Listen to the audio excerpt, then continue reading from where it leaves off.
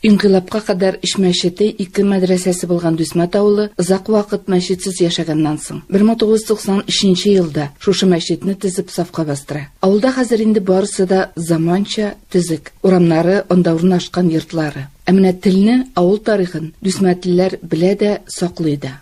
Авылыбыз безнең 1744 елда төзелә башлаган Дүсмәт бабай килеп урнашкан, шуңа күрә безнең авылыбызның исеме Дүсмәт дип санала инде. Авылыбыз бик төзек, матур, халкы күркәм, тырыш, эшчән. Бүгенге көндә авылыбызда 600 артык кеше яши.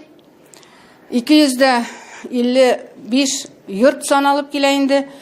Мөселман хатын-кызларының шигү эшләрендә дә 18 гасырдагы кебек үсемлекләр өстенлек итә. Оляпкычлар, күлмәкләр, кулъяулыклар барысы да шигелгән. Тик булар сәхнә өчен генә түгел, тормышта да кулланыр өчен. Беренче сыйныфка килгән һәрбер кыз инде бу авылда шигә белә. Менә шул ягы белән Дүсмәт авылы татарлары башкалардан аерыла да инде. Өйдә бездә бар мендәр тышлары бик матур. Силге, яулык. Шума шигү дип атала минем шигү. Шума итеп шигәм инде. Бар шакмаклап шиккәннәр, сырлы бит яулыклар шигәләр. Минеке ок материалга инде шигелә инде.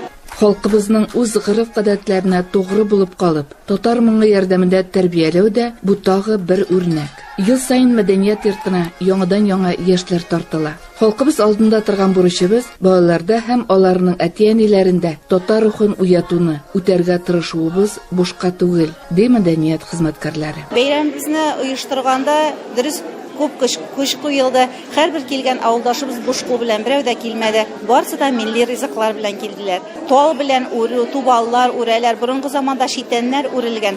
Әлегесе вакытта инде алар хәзер онытылган. Ә менә шу йолабызны дип әйтәм, шу эшне безнең авылыбызда Ибатуллин Вазитдин абый дәвам итә.